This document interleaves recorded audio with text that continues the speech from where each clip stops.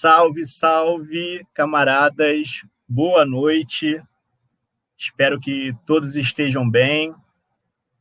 Vamos aguardar um pouco para as pessoas chegarem. Olá, olá, boa noite.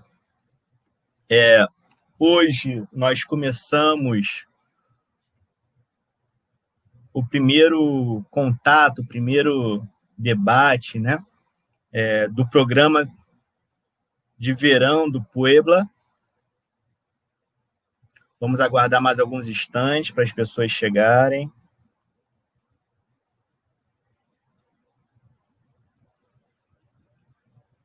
Hoje nós vamos receber um convidado muito especial.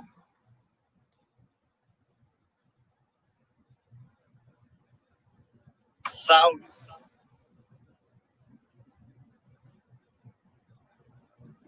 Um professor aí que estuda tema muito bacana e eu acho que vai ser uma noite bem rica para todos nós.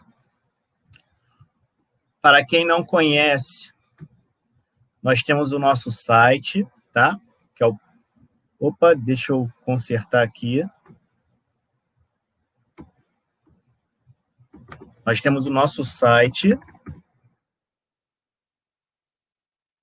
Nós temos a nossa página no Facebook. Nós temos também o nosso Instagram. Tá? Esse é o nosso site. E lá vocês encontram os nossos textos. E você também encontra lá a nossa página no Facebook, nosso Instagram. Nós também temos o nosso canal no YouTube. Só que nessa noite a gente teve um problema com o YouTube. Nós iríamos projetar, né, transmitir tanto no Facebook quanto no YouTube, mas infelizmente ficará apenas no Facebook. Mas fiquem tranquilos que depois, nos próximos dias, nós colocaremos esse vídeo no YouTube também, tá bom? Então, hoje, como eu falei, começamos o nosso programa de verão do Puebla Espírita. Estou muito empolgado com esse programa. A gente convidou só fera. Nós vamos falar de vários assuntos que perpassam a política, a história, religiões, os movimentos religiosos, dando uma ênfase, em alguns momentos, ao espiritismo, porque o nosso intuito é fazer um grande debate em como promover um pensamento e ações em torno do movimento de massas através das religiões, através do espiritismo. Então, nós temos uma grande disputa de narrativa pela frente, né? Ainda mais nesse momento que a gente vive. Bom, sem mais delongas, já temos sete pessoas assistindo. Boa noite a todos e a todas. Nosso convidado de hoje é o professor Lair Amaro e falaremos sobre a despolitização de Jesus. Vamos convidar o professor. Seja muito bem-vindo, Lair. Boa noite. É uma alegria tê-lo conosco.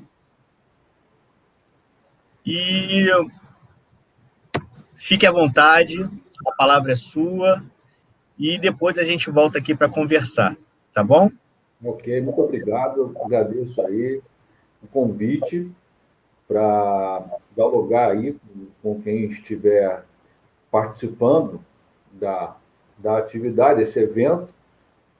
E vamos lá, vamos conversar a respeito. Deixa eu me apresentar, né? Eu sou Lair Amaro, eu sou historiador e eu estudei, a minha formação acadêmica foi toda ela na Universidade Federal do Rio de Janeiro, UFRJ, graduação, mestrado e doutorado, todos concluídos lá. E desde a minha graduação, eu venho pesquisando aí os cristianismos primitivos, o Jesus histórico, em perspectiva, obviamente, histórica. Na minha graduação, eu fiz a minha monografia, foi sobre o Evangelho e foi, assim, talvez um dos primeiros trabalhos acadêmicos sobre este Evangelho.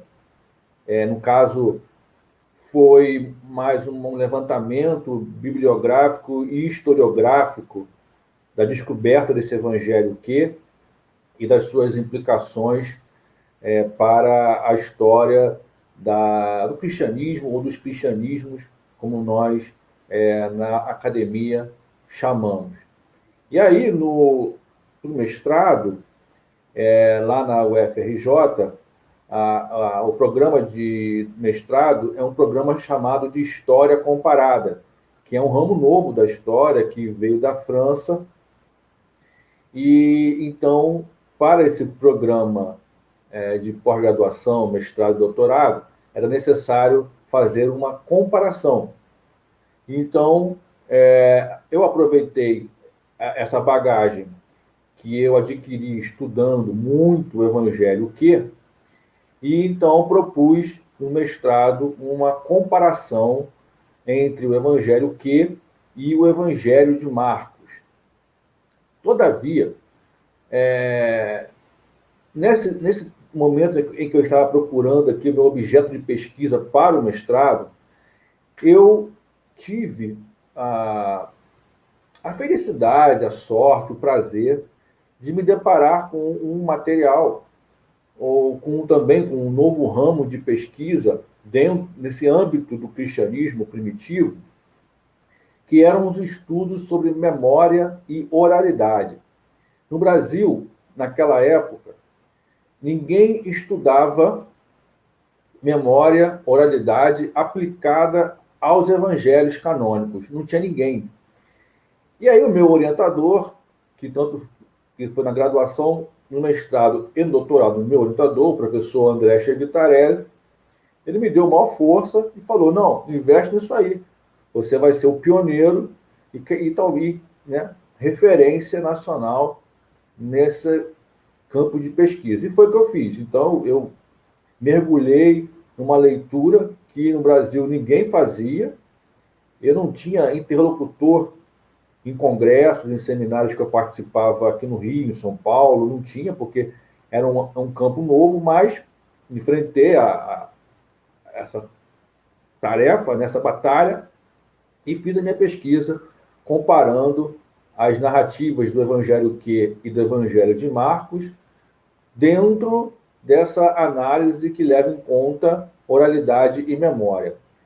O meu trabalho de mestrado ele foi, então, aprovado pela banca examinadora com louvor e com indicação para publicação. E, de fato, o meu trabalho de mestrado virou livro, né? Virou livro, foi publicado. Quem vos ouve, ouve a mim, oralidade e memória nos cristianismos originários.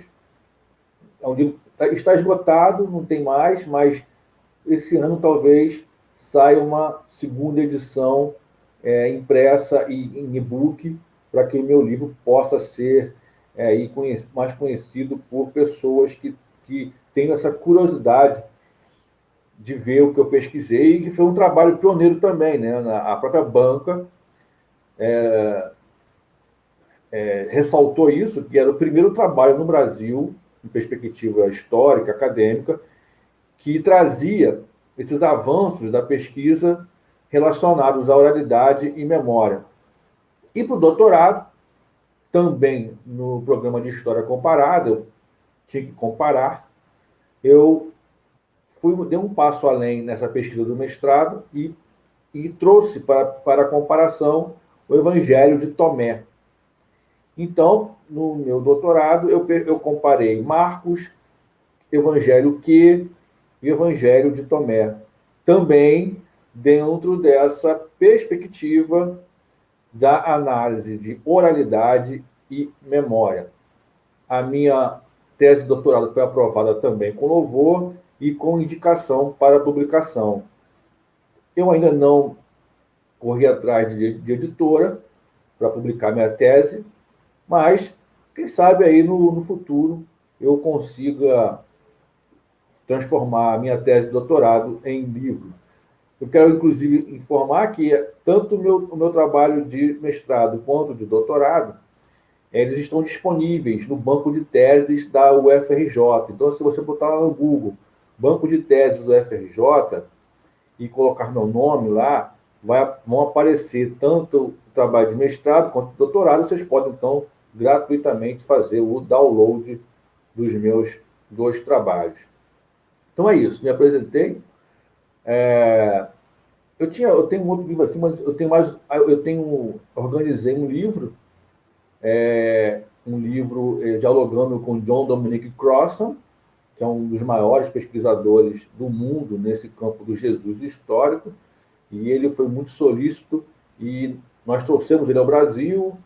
Ele participou de um congresso que nós organizamos na UFRJ, e depois ele nos deu maior força ali, mandando material inédito para que nós publicássemos um livro, e eu fui o organizador e escrevi também a introdução. E tem outros livros que, no momento, eu não tenho porque a editora me mandou pelo correio e ainda não chegou, que depois de mostrar, mas depois eu mostro no grupo Espiritismo para o Povo. Pois bem, agora vamos falar então para o que eu fui solicitado aí pelo Elton. E antes de mais nada, é super importante eu deixar muito bem informado o seguinte: eu sou historiador, vou falar de história, não vou falar de fé. A minha fala sobre Jesus, o Jesus histórico, sobre a despolitização de Jesus, não tem a pretensão de enfraquecer ou de fortalecer a fé de ninguém. Eu até peço que quem tem fé deixa ela guardadinha no coração enquanto me ouve falar, porque eu não tenho a pretensão de abalar a fé de ninguém, nem de fortalecer. Eu vou falar sobre as minhas pesquisas, uma delas, nesse campo do cristianismo primitivo, vou falar de uma delas, que é esse processo de despolitização de Jesus, e como invariavelmente acontece quando eu me dirijo a um público, até mesmo acadêmico, ocorrem alguns choques, alguns atritos. Mas isso acontece quando a pessoa se esquece do meu pedido inicial, que é: guarde sua fé trancadinha no seu coração e me ouça como quem ouve um historiador tratando do assunto. Ok? Então, como eu falei com o Elton, eu sinto dificuldade desse retorno, né? De se vocês estão me entendendo, se estão me ouvindo bem, se está tudo inteligível sobre o que eu estou falando. Mas, vamos lá. Para falar do assunto, eu quero começar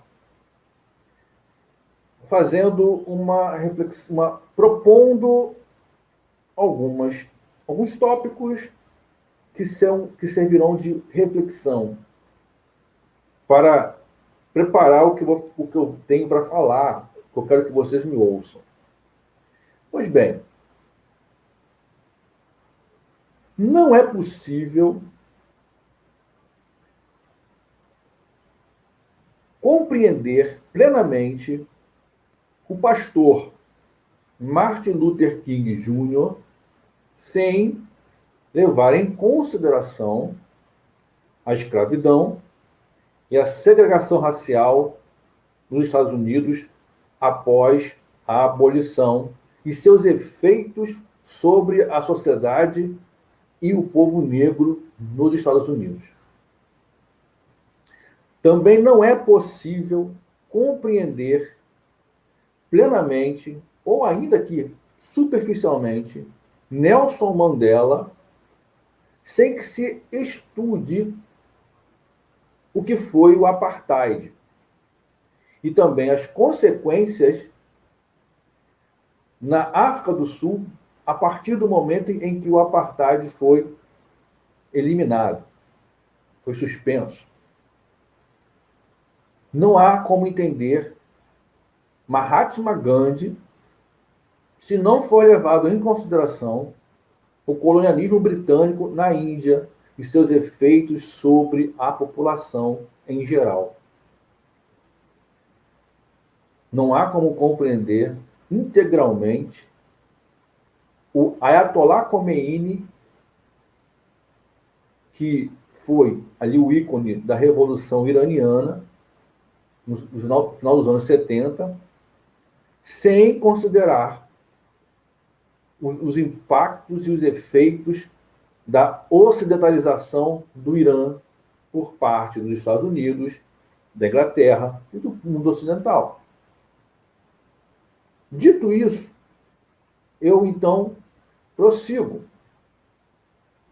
Não é possível entender Jesus de Nazaré se não levarmos em consideração a presença estrangeira do imperialismo romano em Israel ou na Palestina.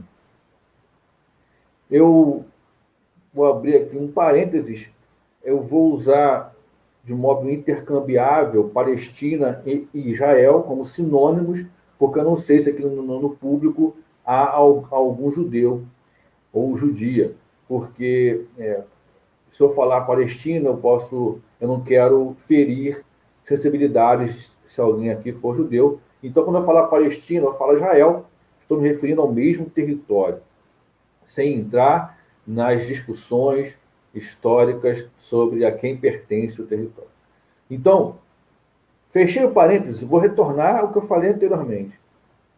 Assim como não é possível uma compreensão de quem foram, do que representaram e o que fizeram Martin Luther King Jr., Nelson Mandela, Mahatma Gandhi e Ayatollah Khomeini, desconsiderando a conjuntura política de cada um deles, não é possível uma compreensão de quem foi Jesus de Nazaré e o movimento que ele liderou, sem fazer esse estudo dos impactos, dos efeitos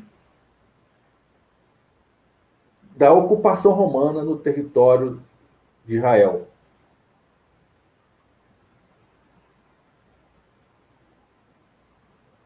Assim, guardem isso, porque isso vai perpassar toda a minha apresentação. Aí, a questão seguinte, a reflexão seguinte é: por que João, cognominado Batista, e Jesus de Nazaré aconteceram quando aconteceram? Ou seja, no final dos anos 20 e início dos anos 30. E não no ano 10 e não no ano 50. Porque João Batista e Jesus acontecem naquele ano, naquele período de tempo. E não antes, nem depois. Nem João Batista, nem Jesus de Nazaré caíram do céu de paraquedas. Eles são consequência da situação concreta em que o povo judeu vivia naquele momento. Então, a minha pergunta: por que João Batista e Jesus aconteceram naquele momento e não antes nem depois? Porque esse momento em que João Batista e Jesus surgem é o momento em que Roma aprofunda ainda muito mais a sua política de urbanização seguida de comercialização. Foi nessa época que Roma intensificou no território palestino o seu processo de urbanização para comercialização, para colonização, para romanização daquele território. E o que significa, ou o que significou a urbanização para comercialização, para romanização daquele território? Bom, primeira coisa, Roma, o Império Romano, governava através da utilização de reis clientes, ou seja, ela não governa diretamente o território, mas ela pega alguém das elites locais que passa a governar para Roma. Tal qual nos Estados Unidos fazem quando tiram algum presidente de algum país, como fez no Iraque e como fez no Afeganistão. Tira o Saddam Hussein e bota um iraquiano amigo dos estadunidenses, do governo dos Estados Unidos. Era assim que Roma governava todo o seu império. O que acontece?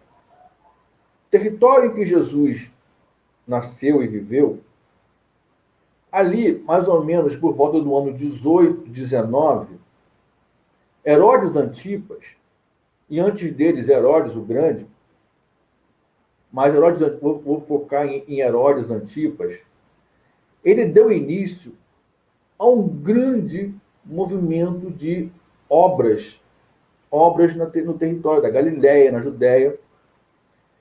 Só para vocês terem uma ideia, ele mandou construir um hipódromo, ele mandou construir um teatro em estilo greco-romano que comportava 5.000 pessoas. Para esse teatro, ele mandou importar mármore da Itália. Esse teatro ele foi escavado recentemente e há na internet, na verdade, há livros com as fotografias dessa escavação, desse teatro. E também tem na internet fotografias desse teatro enorme. Além disso, Antipas mandou construir o segundo maior porto marítimo do Mediterrâneo na antiguidade. Segundo maior porto marítimo. Então, o projeto ali era um projeto de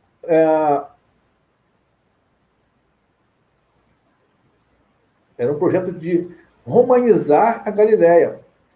Romanizar Israel, de um modo geral, para mostrar uma simpatia, uma afinidade com os romanos e, dessa forma, impedir, né, uma ação violenta por parte dos romanos. Pois bem,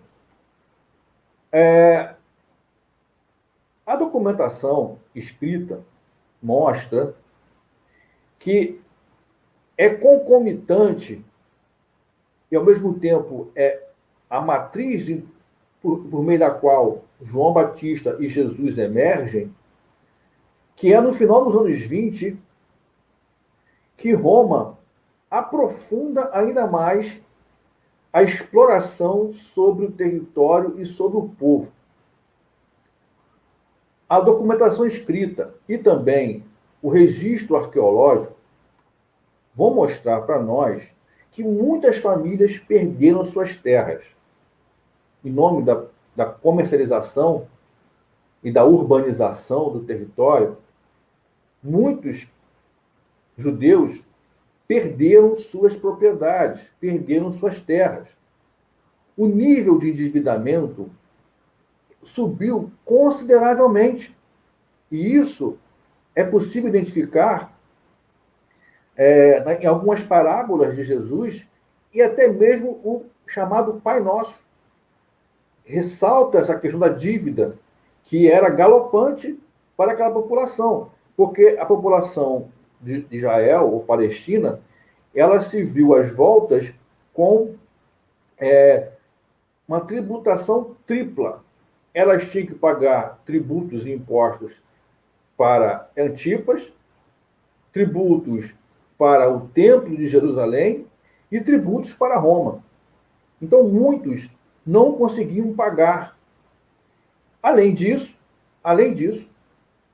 ocorreu também, a documentação mostra isso, um desemprego por conta da perda da terra. Há aquela parábola dos trabalhadores da última hora, em que o dono de terra ele vai chamando pessoas para trabalhar na sua vinha em vários momentos do dia, é um indício dessa alta taxa de desemprego no período em que Jesus transita ali com o seu grupo e o seu movimento do reino de Deus. O empobrecimento foi muito grande, não é? Isso também aparece nos evangelhos e na documentação não cristã. E aqui também é interessante, vou abrir aqui um pequeno parênteses na minha fala, para que vocês tenham uma ideia do que eu quero transmitir. Quando nós pegamos o Sermão da Montanha, ou o Sermão do Monte, e um daqueles chamadas equivocadamente bem-aventuranças, né? Que não é bem-aventurado, na verdade é honrado, porque vem do grego makarios. Então, mas tem ali uma daquelas bem-aventuranças. Vou continuar, vou permanecer com bem-aventurados, porque é o senso comum. Mas nos meus cursos que eu ofereço, eu explico direitinho que não é bem-aventurados, mas sim honrados. Bom, não quero desviar do assunto. Mas, interessante é que em algumas cópias em grego dos evangelhos, o texto Makarios toi pitokóis. Pitokóis significa miserável, indigente, muito, mas muito pobre.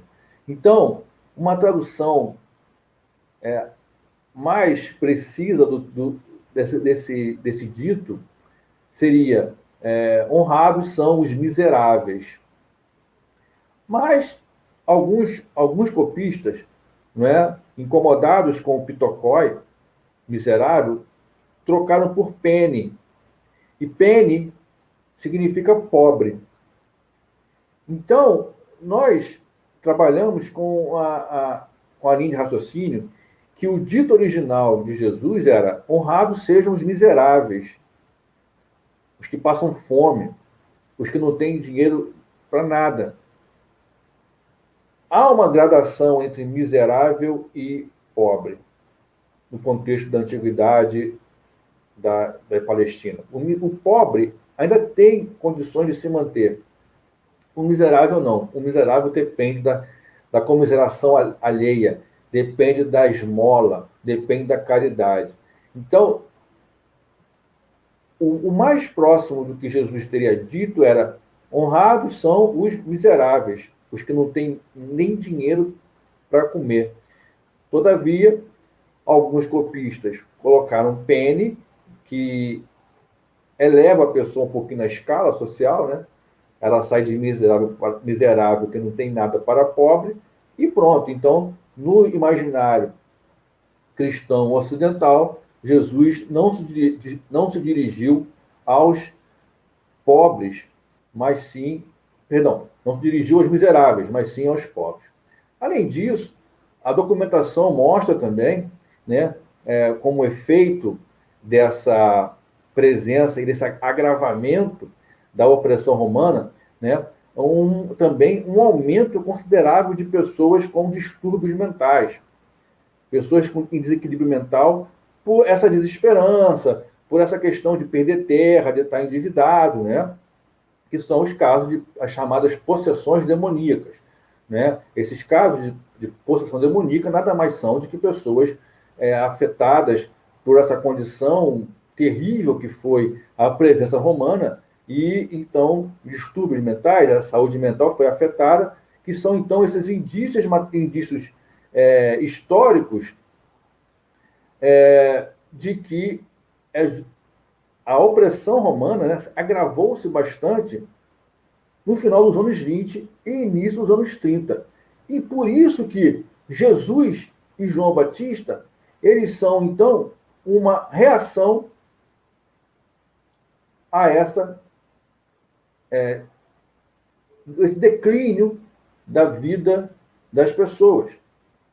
Jesus, então, ele é um camponês que se torna discípulo de seu mentor João Batista. João Batista o batiza, porque Jesus, então, se reconhece como pecador e vai até João para ser batizado. O batismo de Jesus por João Batista é uma memória muito incômoda para os cristãos, porque todos ali sabem que o batismo é um ato de arrependimento e de reconhecimento de ser um sujeito pecador. E quando Jesus vai ser batizado por João, é porque ele então se reconhece como pecador.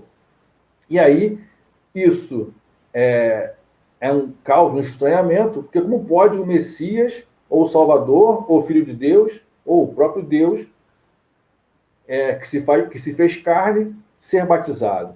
E aí os evangelhos promovem uma série de malabarismos, né, retóricos e textuais para mostrar que Jesus foi batizado, mas não foi batizado. Como no Mateus, o Evangelho de Mateus, então, ele é magnífico nesse ponto, porque ele cria um diálogo, ele inventa um diálogo em que em que João Batista diz para Jesus: mas é você que tem que me batizar. Isso aí é magnífico, é uma maneira de o autor do livro do Evangelho de Mateus contornar o constrangimento que foi o fato de Jesus ter sido batizado por João Batista. Mas Jesus foi batizado por João Batista, em algum momento ele rompe com João Batista e passa então a seguir o seu próprio caminho, também batizando, né? Jesus também batizava, ainda que também, né, os evangelhos tenham que forçado o texto a dizer que ele batizava e depois negar que ele batizava, porque também o que acontece é que o grupo de Jesus, não Jesus, mas o grupo de Jesus, depois que Jesus morre, vai tentar se afastar dessa influência joanina, de mostrar que havia alguma ligação entre Jesus e João Batista. Mas era impossível deletar aquilo que as tradições orais afirmavam sobre as relações entre Jesus e João Batista. Pois bem, como eu falei, Jesus e João Batista são uma resposta à urgência da necessidade de fazer frente a esse acirramento das condições que a ocupação estrangeira, no caso imperialista romana, provocou sobre aquela sociedade. E aqui eu vou citar dois autores, tá? Que embasam essa discussão sobre a despolitização de Jesus. Vou citar primeiramente Richard Hosley, no livro Jesus e o Império. Abre aspas. É difícil continuar imaginando que Jesus tenha sido o único personagem imune à submissão do seu povo à ordem imperial romana. Ou seja, não dá, sob o ponto de vista histórico, para trabalhar com a noção de que Roma submeteu o povo judeu, oprimiu as camadas populares, e Jesus não foi atingido por isso. Como um ser exclusivamente religioso, ou essencialmente religioso, e que as questões políticas do seu tempo não o afetavam. E isso, historicamente, é absolutamente ridículo, não tem como.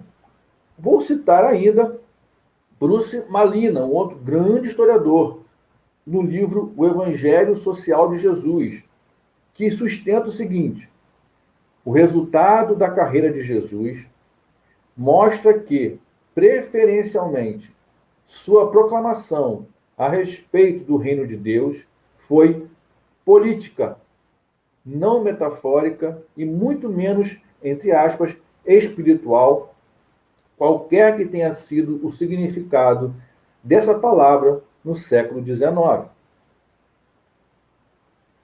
E é legal o Malina ter mencionado século XIX, porque é no século XIX que nós vemos esse processo de despolitização de Jesus e de sua mensagem. E Jesus vai ser repolitizado por volta do final dos anos 70, 1970. De que forma? Antes, no século XIX, quando os próprios historiadores olhavam e iam em busca de Jesus, o Jesus da história, eles olhavam Jesus dentro do Novo Testamento. Então, a leitura que se fazia, a barreira era o Novo Testamento. Jesus estava dentro do Novo Testamento e Jesus era cristão.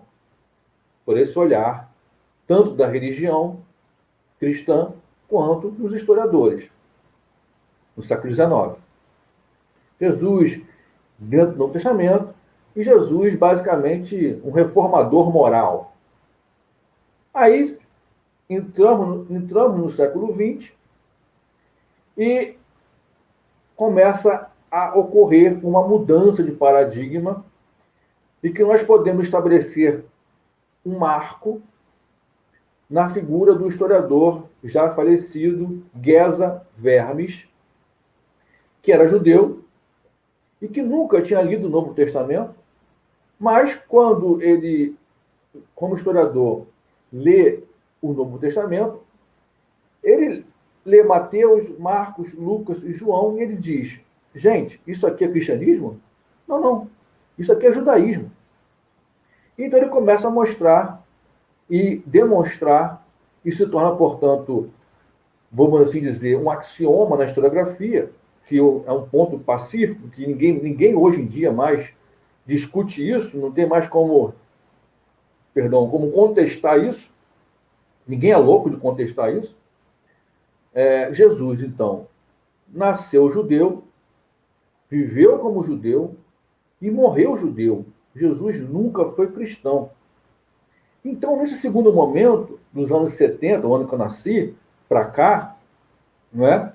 Jesus passa a ser visto, então, como? Dentro do Novo Testamento, dentro do judaísmo. Alargou o círculo para conhecer e interpretar Jesus. Jesus não está mais confinado ao Novo Testamento. Ele está dentro do Novo Testamento, que está dentro do judaísmo. Porque os livros do Novo Testamento, principalmente o Evangelho de Mateus, eles são judaísmos, são livros judaicos. Até que, nos anos 90, por anos 2000, um novo paradigma é então estabelecido na pesquisa acadêmica sobre Jesus, que é o seguinte: os principais pioneiros nesse estudo, John Dominic Crossan, e eu indico o livro dele, qualquer livro dele, God and Empire. Ah, caramba, não estou lá com nada aqui. Não é? God and Empire. E o novo paradigma coloca o seguinte: Jesus está dentro do Novo Testamento, o Novo Testamento está dentro do judaísmo, e o judaísmo está dentro do Império Romano. Então, não é mais possível olhar para Jesus ou buscar Jesus sem considerar o judaísmo, porque Jesus era judeu, foi um judeu, e sem considerar que esse Jesus judeu, que liderou um movimento de judeus, transitava dentro do Império Romano e seus efeitos políticos, econômicos, sociais e culturais sobre ele. Então Jesus, como disse o Richard Hosley, não dá para imaginar que ele não percebeu ou não sofreu os efeitos da ocupação romana e que não tenha atuado politicamente contra a ocupação romana. O que nós, historiadores, identificamos é um problema sério, um problema. Não vou, beleza, mais 10 minutinhos. É um problema sem adjetivos. É projetar para o século I questões que não estavam lá. Então, Jesus foi despolitizado pela teologia, pela religião cristã e até mesmo pela pesquisa histórica. Mas Jesus foi porque no século I não havia uma separação entre política, economia e religião. Eram três esferas que se cruzavam, que se interpenetravam. Fazer política era fazer religião. Fazer religião era fazer política. Então, Jesus, como um nativo do século I, não podia ser um sujeito unicamente religioso. Isso inexiste. Isso é, historicamente, impossível. Todos eram, ao mesmo tempo, religiosos e políticos. Mas Jesus foi, então, despolitizado pela religião, pela teologia e também por todo um período de pesquisa histórica que partiu de pressupostos equivocados ou incompletos para chegar a conclusões, aí sim, equivocadas, que despolitizaram Jesus. Mas Jesus foi um sujeito eminentemente político nas suas ações, no seu movimento do reino de Deus, que nada mais era do que a ideia de uma teocracia para os pobres e deserdados da terra. E, para finalizar, não, vou parar por aqui, porque eu posso acabar ultrapassando o tempo e isso é muito deselegante. Então, vou parar por aqui e deixar agora que vocês façam as perguntas, se tiverem. Obrigado. Perfeito, Laí. Tá me escutando? Boa, perfeitamente. Perfeito. Muito, muito obrigado. Foi ótimo. Eu espero que todos tenham gostado dessa primeira parte. E agora eu vou utilizar esse tempo para trazer alguns questionamentos para a gente conversar um pouco mais sobre o assunto e também colocar as perguntas aqui das pessoas que nos assistem. Bom, nossa primeira pergunta é o seguinte, assim, diante de tudo que você falou desse processo de despolitização, eu gostaria de saber a sua opinião, né? Como que você enxerga essa vou chamar de tática, tá? Para questionar o seguinte: quem ganha com isso? Eu vejo esse processo acontecer, mas por que esse processo acontece? E se acontece, é porque alguém está ganhando com isso. Então, quem ganha com esse processo de despolitização de Jesus de Nazaré? Tá, eu vou dar um exemplo. E dele eu vou desdobrar para te responder. Quando os seguidores de Jesus, do movimento de Jesus, sem Jesus, resolvem levar à frente a proposta do reino de Deus, quando eles chegam em Roma, quando chegam a Roma, como é que eles podem tentar convencer o judeu que mora em Roma, ou o gentio, o romano, a aderir ao movimento deles, dizendo: ele morreu crucificado? Porque a crucificação, como diz o próprio Bruce Malina, né, a crucificação é a evidência mais concreta que Jesus não foi um agente religioso ou espiritual. Foi um militante político da causa palestina de expulsão dos romanos daquele território, para que o território israelense ou judaico voltasse a ser governado por Deus. Essa é a ideia do reino de Deus. Porque reino de Deus, ele tem reino é político, é governo, e Deus é espiritual, então é reino de Deus. É uma teocracia que ele propõe. Como é que você vai convencer os romanos de que vale a pena seguir o movimento deles na alegação de alguns de que ele era o Messias, dizendo que ele morreu crucificado? Se a crucificação é a pena capital, é a pena de morte aplicada por Roma aos rebeldes políticos, àqueles que afrontam o império. Bom, o autor do Evangelho de Marcos, ou foi ele, ou foram tradições pré-marcanas, foi bastante inteligente. E ele inventa o quê? Ele inventa ele inventa Barrabás, ele inventa uma cena de julgamento de Jesus e de Barrabás, onde o povo é que tem que escolher quem Pôncio Pilatos irá crucificar. E o povo escolhe quem? Jesus.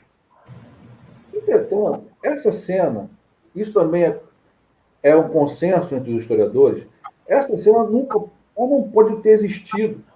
Isso não há a menor possibilidade de um governante romano em uma província senatorial, ou o que seja, do império, democraticamente permitir que o povo escolha quem ele vai matar, quem ele vai condenar.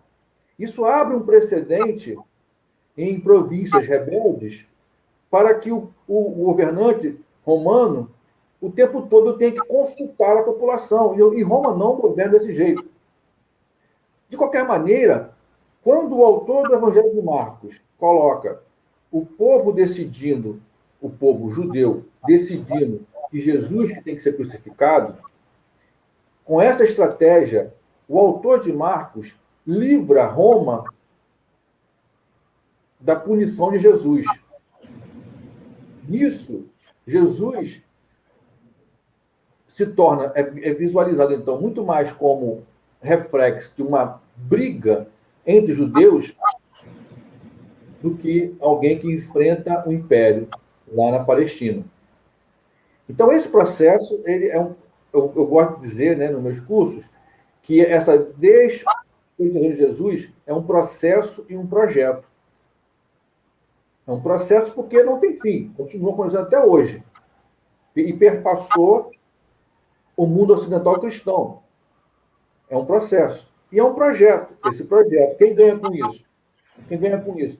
Quem ganha com isso vocês podem fazer parte da religião cristã, porque ela não é uma ameaça ao Império Romano. Podem vir tranquilos, porque Jesus não afrontou o Império. Não, nada disso. Ele era só o Salvador, Filho de Deus, ou um sábio, um mestre de sabedoria. Então, quem ganha com isso?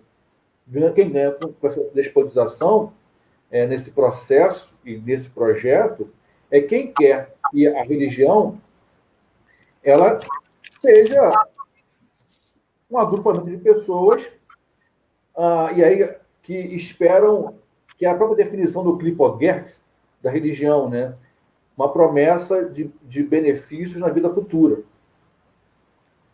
Então você suporta as dores no presente, você suporta a fome no presente, você suporta as injustiças no presente, porque você suportando isso hoje, na vida futura, lá no céu, você vai ser recompensado. E em vez de ser um chamado à ação agora, que é o que Jesus fazia, o reino de Deus vai ser agora, não está por vir, está aqui, vai chegar agora. Depende de nós aqui, colocarmos ele em ação. E o que é o reino de Deus? Expulsar os romanos.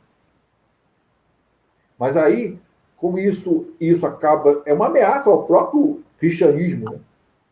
aparecer como um movimento que se opõe a Roma. Então, domestica Jesus, domestica o apóstolo Paulo para que o cristianismo, então, seja simpático ao império e possa, então, prosseguir o seu projeto e processo de despolitização de Jesus. Te respondi, Elton? Respondeu. E como você falou que é um processo que hoje em dia ainda a gente enxerga esse esforço aí pela despolitização, por manter esse tipo de interpretação, né? Escondendo algumas coisas, deturpando outras. Eu queria continuar ainda nesse assunto. Como que você vê esse esforço hoje em dia? Você enxerga isso nas religiões, nos assuntos, nos estudos? E como você falou também do século XIX, e como a gente está aqui no Puebla Espírita, eu lembro logo, né, do século daquilo que a gente chama de codificação espírita, né? Então, assim, incluindo os espíritas nessa massa de cristãos, há um esforço ainda nas religiões por manter essa ruptura entre política e religião, uma ruptura entre política e os evangelhos. Então, assim, a gente lê os evangelhos, mas ignorando essa parte política. Como que você analisa isso? Cara, você falou uma coisa que estava no meu roteiro e eu acabei esquecendo, né? Esse processo de despolitizar Jesus, ele é ajudado diariamente, ele é ajudado quando se lê os evangelhos por versículos sorteados ao acaso. Então a pessoa pega. É a mesma coisa, digamos. Vamos falar de Martin Luther King Jr. Ele dizia: eu tive um sonho. Só que ele falou: eu tive um sonho e falou mais um monte de coisa abaixo, não foi isso? Aí a pessoa fala só: poxa, ele falou: eu tive um sonho. Aí na sua memória, o que você retém do Luther King ele disse: eu tive um sonho. E ao falar somente eu tive um sonho, você descontextualiza o momento daquele discurso e, ao mesmo tempo, você deixa de lado, como eu falei no começo, o racismo, a opressão sobre o povo negro. Então, isso acontece com Jesus. As igrejas, o espiritismo, pegam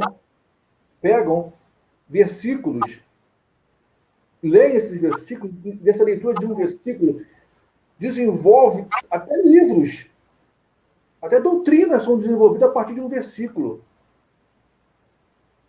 distorcendo a ideia originária.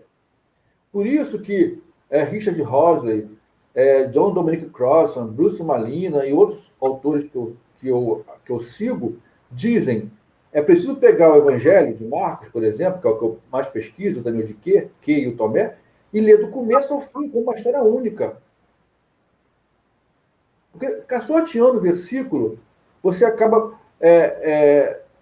espiritualizando Jesus, quando na verdade não era isso, era uma ação de intervenção política para a mudança daquela realidade. Certo? Não sei se eu te respondi, que eu acabei me esquecendo da sua pergunta, cara. Não, respondeu sim. Eu vou colocar aqui na tela algumas questões do nosso público. O Ares colocou assim: Lair, se possível, explane melhor a diferença de projetos sociopolíticos entre o Batista e Jesus. Certo. O Batista, nós temos, o que nós temos sobre João, cognominado Batista?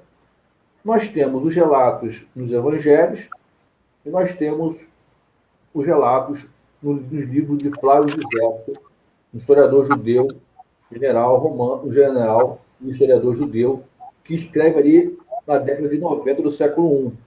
Então, o legal, isso já existe no meio acadêmico, são comparações entre o que os evangelhos falam sobre João Batista e o que Joséfo falava sobre João Batista. E não bate. Não bate. Nós tendemos a considerar que o que Joséfo fala sobre Batista é mais histórico do que os evangelhos, que vão modelar a figura de João Batista por conta dos atritos que aconteceram entre os seguidores de Jesus e os seguidores do Batista. E o João Batista, ele prega um batismo de arrependimento, de purificação dos pecados. E isso aqui incomoda os cristãos de lembrar que Jesus foi batizado para se purificar dos pecados. E pregava também o juízo iminente. O juízo, o apocalipse para João Batista iria acontecer. Jesus, num dado momento da sua trajetória, ele abraçava essa ideia do apocalipse iminente. Muitos dos que estão aqui não verão a morte, certo? Mas o que acontece? À medida que Pedro morre, André morre, João morre, Tiago morre, e Jesus não volta, não é? Essa profecia de que Jesus voltaria e os que estavam com ele ainda estariam vivos, não estão vivos, estão morrendo, o Jesus apocalíptico, ele vai sendo remodelado com Jesus que não fala mais nisso. Não é? Então, a diferença a diferença basicamente é que João Batista esperava que todos os judeus se batizassem, se purificassem, e então uma nação nova surgiria de um povo purificado. As pessoas tinham que vir até ele. Jesus não. Jesus, ele fica perambulando, né? Ele vai da Galiléia, vai para Jerusalém, ele volta para Galiléia, ele passa pela Samaria. Então, Jesus, ele tinha essa ideia de transitar, né, para tentar mobilizar mais e mais pessoas que não podiam se deslocar até o Rio Jordão. Então, o João Batista é um profeta apocalíptico e Jesus um profeta messiânico. Perfeito. A Alessandra colocou aqui, ó, Jesus foi acusado do crime de sedição e recebeu a pena máxima, ou seja, foi morto pelo sistema e não para nos salvar. Existe um discurso, né, onde Jesus, né, o sangue de Jesus foi jorrado para salvar a humanidade, né? Como que isso é visto historicamente? Isso é bem legal, isso é uma construção, né? Isso é uma construção histórica e que passa, né? Passa por esse processo de... À medida que o movimento de Jesus, sim, Jesus, que não é ainda cristão, ainda é um movimento marcadamente judeu, ele se expande para além das fronteiras territoriais e culturais judaicas, e ele começa, então, a ser introduzido em ambientes culturais helênicos, romanos, e por aí vai, né? O que vai acontecer é que, à medida que novos adeptos vão se integrando ao movimento de Jesus sem Jesus, eles vêm com suas bagagens culturais, com as suas crenças, com as suas crendices. E uma delas era o do sangue, né? O sangue do sacrifício. E isso acaba sendo incorporado nos discursos sobre Jesus. A figura de Jesus, ela vai sendo como uma espécie de um imã que vai atraindo vários elementos de outras culturas circundantes ali na bacia do Mediterrâneo. Então, Jesus vai tudo aquilo que expressa poder, a dinamis, ou exousia, né, nas outras culturas gentias ou não judaicas, vão sendo incorporadas a Jesus. Então, quer dizer, se em determinada cultura ou determinado grupo religioso o sangue tem poder, né, e eu agora faço parte desse grupo aqui de seguidores de Jesus, poxa, eu acho que o sangue de Jesus tem poder. E aí vão sendo feitas hibridizações, né, sincretismos, acomodações, reapropriações, né, de modo que o Jesus que chega, não o Jesus, mas o Jesus que chega em Roma, já não é mais o Jesus lá de Israel. Já foi incorporado uma série de novos elementos, não só elementos culturais, até mesmo falas de Jesus são inventadas, só que ele nunca teria dito, foram inventadas, e que vão parar nos evangelhos, e que muitos de nós hoje achamos que Jesus disse, mas Jesus jamais disse. Só para poder ver aqui, fechar aqui essa minha resposta, as estatísticas dos pesquisadores, se nós juntarmos o Evangelho de Marcos, Mateus, Lucas, João e Tomé, esses 5 evangelhos, e juntarmos os 5, e fazendo um estudo dos 5 evangelhos, 30% ali nós podemos afirmar que possivelmente é de Jesus. O resto não é de Jesus. Olha só. Já que você falou sobre isso, assim, eu acho que pode ser uma curiosidade de outras pessoas. Eu queria que você falasse um pouco, né, como que são os estudos disso que é chamado de Jesus histórico. Porque me parece que muitos podem pensar o seguinte: para eu conhecer Jesus, saber como que era a realidade daquela época, os motivos, né, enfim, entender o contexto é pegar os evangelhos e estudar, ler aquilo ali, né, e fazer certas conexões, e é isso. Então, fala para a gente um pouco como que são os estudos dessa área tão rica e tão pouco conhecida. Contexto sem o texto. Primeira etapa, contexto sem o texto. Esquece os evangelhos e estuda o contexto. Mergulha no contexto. O que era a Palestina no século I? Com base em quê? Material escrito, arqueologia, moedas, tudo. Estabelece o contexto. O contexto mais possível que for encontrado. Cruzando história judaica, história greco-romana, helenização, arquitetura, arqueologia, moedas, tudo isso. Estabeleceu o contexto? Pega agora os textos, que são os evangelhos, e confronta com o contexto. O que encaixar no contexto é do ano 20, ano 30. O que não encaixar é posterior. Logo, não tem a ver com Jesus. Isso já pode ser descartado de cara. Deixa eu dar um exemplo para vocês. No Evangelho de João, tem uma passagem em que Jesus restabelece a visão a um cego. E aí, os doutores da lei pressionam os pais do cego, e não o ex-cego, para que eles digam quem foi o homem que restabeleceu a visão do filho deles. E eles dizem o seguinte, no texto de João: eles não responderam porque havia uma determinação que quem reconhecesse Jesus como Messias seria expulso da sinagoga. Algo assim.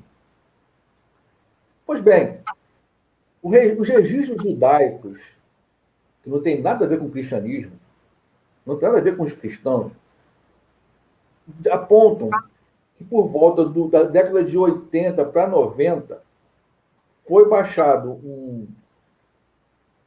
vou colocar assim, um decreto, tá? Um decreto, que quem reconhecesse Jesus como Messias seria expulso da sinagoga. Então é algo que é um fato histórico, mas que só foi determinado no ano 80 para 90, e não 80, quando Jesus estava pregando. Então essa passagem, ela não aconteceu com Jesus. Ela está acontecendo com discípulos de Jesus, lá nos anos 80, que estão debatendo com a sinagoga, estão sendo expulsos da sinagoga, e essas narrativas, elas vão sendo remodeladas com o passar do tempo, e quando vira texto, é como se tivesse ocorrido no tempo de Jesus. Entende? Assim, um outro exemplo aqui que eu gosto de dar nos meus cursos.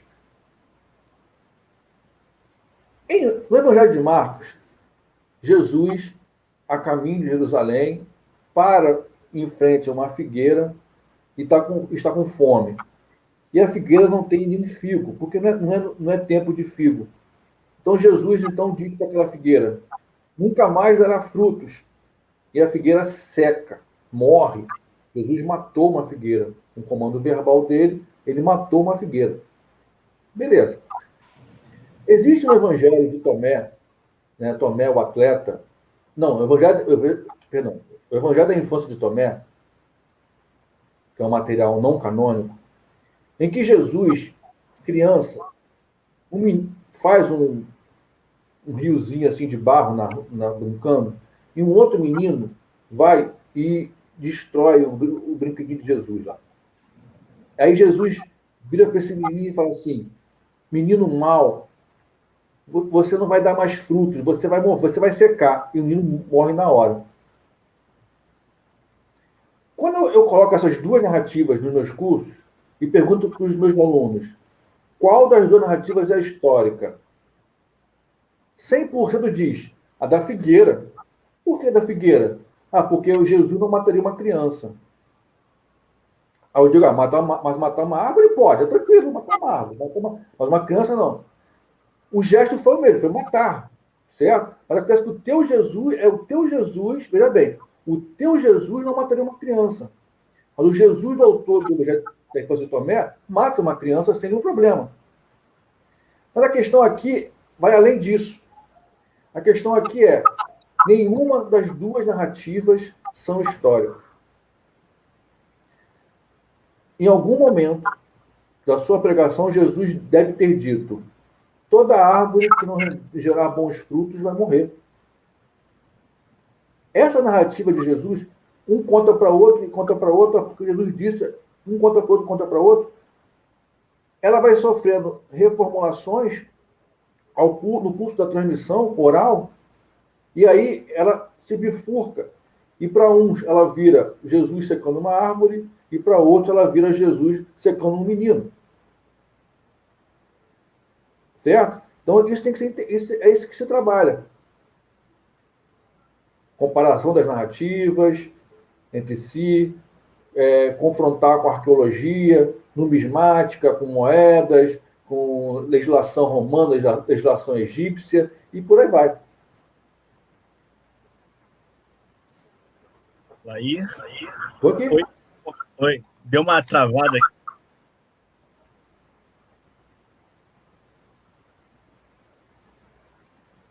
aqui. Tá dando uma caída aqui. Não sei se eu não esqueci da pergunta do Luiz sobre o Espiritismo. Eu vou trazer a pergunta, mas eu queria adiantar uma outra que ele colocou, que é o seguinte, ó. Jesus esperava que o reino de Deus fosse mesmo instaurado politicamente em seu tempo? Se sim, as previsões que faz de sua própria morte seriam acomodações? Eu queria realmente falar sobre isso, eu tinha cortado, né,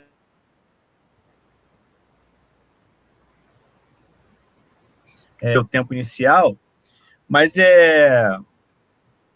se você quiser, né, falar um pouco mais sobre esse tema, então, assim, reino de Deus, né, a interpretação do senso comum é que a gente precisa ser uma boa pessoa aqui, né, para ganhar esse reino dos céus, né, reino de Deus, após a morte. Mas como que era esse contexto, né, como que é a interpretação histórica dessa passagem? Primeiramente a gente não, o reino de Deus de Jesus, ele tem sido exatamente interpretado como algo que vem na vida futura, porque é um componente desse processo de despolitizar Jesus. né? Basta você ser uma boa pessoa aqui, fazer a caridade, e você vai encontrar o reino de Deus lá na frente, em outra vida, né? Mas isso aí é descartado pelos historiadores. O reino de Deus é aqui. Não, calma, peraí. Não é nem aqui. O reino de Deus é aqui, lá na Palestina, no século I. Né? Não é para gente. Jesus não disse nada para nós. Ele nem sabia que nós íamos existir um dia. Jesus nunca falou para gente. Nem podia imaginar que ia ter brasileiros aqui falando dele hoje. Ele está falando do povo dele. Está falando do público dele. Certo? A preocupação dele é com os judeus do seu tempo. Eles têm que instalar o reino de Deus lá agora. O reino de Deus lá agora é expulsar os romanos, porque os romanos governam pela vez do imperador Otaviano, que se considera Deus, ou filho de Deus. Então, o reino de Deus é restabelecer o reino de Deus na terra? Não, em Israel. Perfeito. Né? Então, isso é político. Isso é político. Né? E as questões das previsões da sua morte, né? Isso aí também, isso é um acréscimo, quer dizer, é depois que Jesus morre, que os discípulos de Jesus estão ali refletindo sobre o que aconteceu, vários abandonaram o movimento, né? Vários abandonaram o movimento, porque Jesus foi um fracasso. Ele não conseguiu expulsar os romanos. Ele morreu na cruz e lá ficou. Tem um outro detalhe importante, ninguém que era crucificado era enterrado. Era proibido pela lei romana e pelos costumes judaicos. O crucificado ficava na cruz, pendurado, e aí as aves de rapina vinham e iam comendo as suas carnes, o que caísse, os cachorros comiam. Não havia enterro de crucificado. Então a narrativa de Jesus foi sepultado. Isso é uma invenção dos cristãos. Tá? Isso não tem a menor condição de ter acontecido. Então, imagina essa galera que seguiu Jesus, ele dizendo que o reino de Deus ia acontecer, com ele ainda presente ali com eles, ia ter um grande banquete que ia juntar, né, as pessoas que iam vir do oeste do oeste e do leste, né, e ia ser um grande banquete que reunia as duas tribos, e ele foi morto. Ele foi morto. Então, é depois da morte de Jesus que entra em ação as reflexões teológicas para dar conta do fracasso e da decepção que foi Jesus ter morrido na cruz. E essa decepção, ela é positiva porque ela vai gerar releituras, ressignificações e novas narrativas. Paulo vai trabalhar muito bem Jesus na cruz como um símbolo de redenção e salvação. E as outras comunidades, elas vão, então, dizer, não, ele morreu na cruz, é verdade, mas ele já tinha previsto que isso ia acontecer com ele. Não, isso aí não faz o menor sentido em perspectiva histórica, de que Jesus teria previsto a morte. Isso são reflexões posteriores à morte dele, tentando encaixar na narrativa para dar sentido àquela profunda decepção dos seguidores dele. Ele tinha tudo sob controle. Perfeito. Trazendo, a gente já está com 1h15 de conversa, né? Então já vamos pensar no fim. Eu gostaria de trazer para o momento atual tudo isso que a gente falou, toda essa preocupação, todo esse esforço aí por despolitizar Jesus, trazendo isso para o momento atual. É possível ressignificar Jesus de Nazaré? E pensando também de forma mais específica no movimento espírita, porque eu sei que você também estuda, né, o movimento espírita de forma bem interessante, e a gente conversa, né, que eu gosto das suas provocações. Como que... E vou aproveitar, então, até a pergunta do Luiz. Qual é o papel... Não qual é o papel, mas como que isso poderia ser feito no movimento espírita? É possível fazer essa ressignificação de Jesus no movimento espírita? E como que se daria esse processo? Como você enxerga? Porque, na verdade, assim, é uma grande disputa de narrativa, né? Então, hoje nós temos movimentos, os ditos espíritas progressistas, espíritas à esquerda, para tentar mostrar uma outra maneira de se fazer espiritismo, né, diante do que está posto aí. A gente pode chamar de espiritismo tradicional, movimento espírita tradicional. Então, como que você vê toda essa luta, essa disputa atualmente nas religiões como um todo, mas também, de forma mais específica, no movimento espírita brasileiro? Beleza. Cara, Jesus, ele é atualizado diariamente pelos cristãos no mundo todo. Certo? A todo momento, é uma dificuldade, você pensa, o que Jesus faria no meu lugar? O que Jesus falaria no meu lugar? Aí você fala alguma coisa, ou fala alguma coisa, dá certo, foi Jesus que me inspirou e vamos embora. Então, Jesus, ele é atualizado a todo momento. Então, eu não tenho condições alguma de condenar isso. Isso é inerente à religião. É inerente às religiões. De que o seu mito fundador, o seu ícone originário, ele seja ressignificado e atualizado permanentemente, até para que a pessoa possa continuar fiel e crente naquela religião. Porque no momento que ela achar que aquele ícone religioso não dá conta dos seus problemas atuais, ela vai perder a fé ou vai mudar de fé. Então, isso acontece diariamente, as atualizações de Jesus. Está claro isso? Assim, acho que isso acontece permanentemente. As atualizações acontecem por diversos caminhos. É o Jesus que anda armado e que aprova que o cristão tenha armas.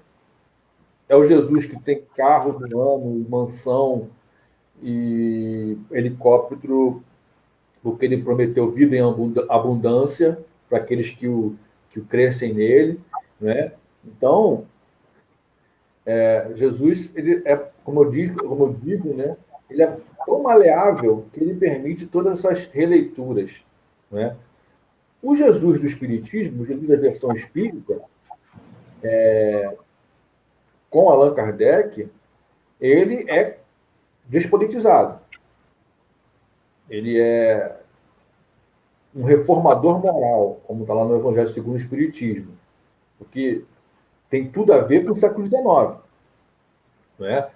O século XIX é um momento de uma crise de valores na sociedade europeia, burguesa. A burguesia está ascendendo e ela está implantando sobre a sociedade os seus valores. Consumismo, individualismo, egoísmo, orgulho. Isso é da burguesia. E aí, essa sensação de falta de chão, de perda de valores, né, força a buscar no passado alguém que possa nos colocar nos eixos de novo. E esse alguém é Jesus, porque é uma sociedade marcadamente cristã, católica, cristã no sentido católico. Tem que ser Jesus. E esse Jesus tem que ser um Jesus que vai trazer uma moral que é a moral burguesa. Não é? É a moral burguesa, mas que lima ou burila o orgulho e o egoísmo da própria moral burguesa. Então, o Jesus de Allan Kardec é um Jesus que não conclama para a luta, mas sim para a obediência e resignação. Não é? Porque está lá no Evangelho segundo o Espiritismo, né, que a preocupação do espírita é com a vida futura,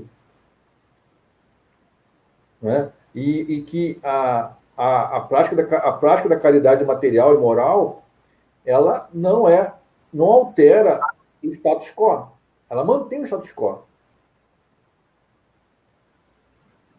Então, o Jesus de Allan Kardec, ele é despiritizado. Aí, como é que o espiritismo pode o Jesus do espiritismo brasileiro, então, com o Chico Xavier e Divaldo Pereira Franco, esse, então, nem se fala. Quando começam a utilizar adjetivos como meigo rabi da Galileia, né? Divino rabi, governador espiritual da terra, isso são discursos enunciados, né? que vão aprofundar ainda mais no Jesus, que não tem nada a ver com a ação política de transformação da humanidade, mas transformações individuais, ou esforços da chamada reforma íntima, né? Então, eu vou fazer a minha reforma íntima, mas eu não vou combater o racismo. Eu vou fazer a minha reforma íntima, mas eu não vou combater a LGBTfobia. E por aí vai. Né? Agora, a sua pergunta, para mim, é uma pergunta super difícil, né? Que o Espiritismo tem como repolitizar Jesus. Não sei, cara. Não sei, porque não sei te responder. Porque se fosse basear em Allan Kardec, não vejo. Se fosse basear em Chico Xavier, Divaldo, Franco e outros aí que se dizem médiuns, também não sei como. Não sei. Eu acho que está tendo, talvez de forma mais aguda nesses últimos anos, uma disputa. Não que isso tenha começado agora, né? Se a gente for ver a história do movimento espírita brasileiro, em várias etapas aí houve uma grande disputa de narrativa interna. Mas me parece que nesses últimos anos, de forma mais aguda, há uma disputa de narrativa em vários aspectos. E um desses aspectos é o seguinte: existem espíritas que olham Kardec como fim. Então, a obra de Kardec seria engessada e o corpo ali produzido por ele indicaria tudo. Tudo estaria ali e é isso. Não há discussão. Mesmo com várias tentativas de fugir disso, mas é isso, né? A obra é aquilo ali e é isso. Então, por exemplo, se há alguma dúvida sobre algum aspecto da sociedade, pega-se uma pergunta, uma resposta do Livro dos Espíritos e taca ali como solução, né? Por outro lado, existem espíritas que olham Kardec como fundamento, como o início do debate. Então, existe a obra kardeciana, né? E, a partir disso, contextualizando, e foi muito curioso você falar que, para você entender Jesus, você precisa entender os judeus e também precisa entender Roma, né? Porque um está dentro do outro. Para você entender Kardec, não tem como ignorar uma França, uma Europa do século XIX. Então, essas pessoas olham Kardec, e eu me incluo nesse grupo, olham Kardec como a base. E, mais do que nunca, é necessário criticar essa base, para que haja avanço. Então, não só o Puebla, mas outros projetos, como o Crítica Espírita, Espíritas à Esquerda, que são um projeto que eu estou ali mais próximo, tentam, num esforço teórico e também prático, fazer esse debate. Então, respondendo o Luiz, né, eu acho que tem muita coisa para ser feita nesse sentido, né, de olhar Kardec e criticar a sua produção para que haja um avanço. E a partir desse avanço, que é teórico, né, inicialmente, a gente parta para uma prática mais eficiente, né, mais direcionada à realidade material concreta aqui da população, né? Senão a gente fica muito esse debate de sexo dos anjos, né? Ignorando todas as problemáticas sociais e só esperando a vida futura, né? E me parece que isso não é o caminho. Eu estou fazendo um artigo, estou escrevendo um artigo. O artigo se chama Descentrando Allan Kardec, uma leitura decolonial e orientalista do Espiritismo. Não é? Então, eu estou usando a ferramenta dos teóricos decoloniais e orientalistas, Eduardo Said, Homi Bhabha, Stuart Hall, né? Lendo toda a produção literária de Allan Kardec e destacando, né, as passagens em que ele é orientalista, em que ele olha para o hindu, para o africano com um olhar etnocêntrico ao máximo, né? Para que eles possam, se eles evoluírem enquanto alma, precisa de uma nova raça, porque aquela raça não comporta mais aquela alma evoluída. Então, e o decolonial também nesse sentido, de como Allan Kardec olhava para os próprios povos indígenas, né, para os povos africanos. Quando esse artigo ficar pronto, eu acho que eu posso colaborar aí com essa crítica a Kardec, né, na medida do possível. Perfeito, perfeito. Laí, muito obrigado, muito obrigado. O nosso programa de verão começou com toda a energia aí, toda a potência de um Laí Amaro. Nós teremos muita coisa para pensar, para analisar, né? Esse vídeo, gente, vai para o YouTube. Nós tivemos um pequeno problema. Eu tinha planejado a transmissão pelo Facebook e YouTube, mas não consegui. Só que esse vídeo vai para o YouTube depois, tá? Então, eu gostaria de agradecer a participação de todos e de todas nesse primeiro encontro. Amanhã eu conversarei com a Mônica Lanes e com o Rafael Faé, às 10 horas, com o tema, né, o movimento espírita e a crise contemporânea.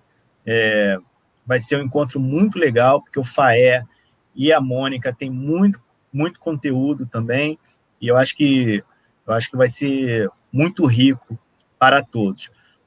Laí, eu gostaria que você falasse aí suas últimas palavras e aproveitasse para responder também uma questão que foi colocada, deixa eu ver aqui, lembrar por quem, pelo Jean, que é sobre seu curso Jesus Histórico. Eu já fiz, né? Estou numa turma, num grupo, foi muito legal.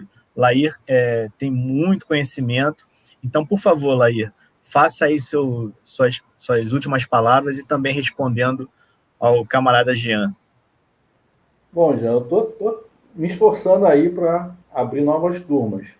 Ver se eu consigo agora, começo do ano, janeiro, fevereiro, abrir novas turmas do meu curso sobre o Jesus histórico, que está aí aberto para todo mundo. Aí, quando acontecer isso, eu divulgo no grupo, em todos os lugares aí onde puder divulgar. As palavras finais, pessoal, obrigado mesmo, Elton, por ter me convidado. Normalmente, quando eu falo sobre minhas pesquisas em ambientes espíritas, é um terror, o pessoal parte para dentro, me agride verbalmente e quer contrastar a pesquisa do Jesus histórico que eu faço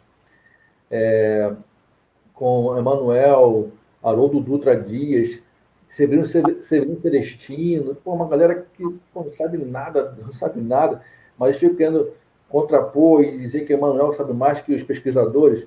E aqui foi legal, né? Porque ninguém, pelo menos, eu não fui testado nos meus limites da paciência. Muito obrigado. Pessoal, gente boa. Se quiser me convidar de novo, fica à vontade, tá? E só pode me seguir lá no Facebook lá, que eu fico lá jogando umas bombinhas lá para poder provocar a galera e testar aí o grau de evolução de vocês lá no Facebook. Muito obrigado, Laí. Muito obrigado mesmo. Valeu, Elton. Gente, muito obrigado pela participação de vocês. Estou muito feliz aqui com o início do nosso programa de verão. Eu espero que o assunto de hoje, né, a despolitização de Jesus, sirva para que os estudos, né, em torno do tema se aprofundem, tá? Se vocês quiserem, por favor, conheçam o nosso site, puebla.com.br. Amanhã, né, novamente, vamos ter uma conversa com Rafael Faé e Mônica Lanes, ambos do coletivo Crítica Espírita, e o tema será o Movimento Espírita e a Crise Contemporânea. E também divulgamos aqui o nosso grupo no Facebook, que se chama Espiritismo para o Povo. Então, é um grupo pequeno, novo, mas ali a gente tem todo um gás para discutir espiritismo, política, história e planejar ações mais eficientes em torno do que a gente chama, né, de justiça social. Então, todos estão convidados, que todos tenham uma boa noite e até amanhã às 10 horas aqui na página do Puebla Espírita. Um grande abraço e tchau, tchau.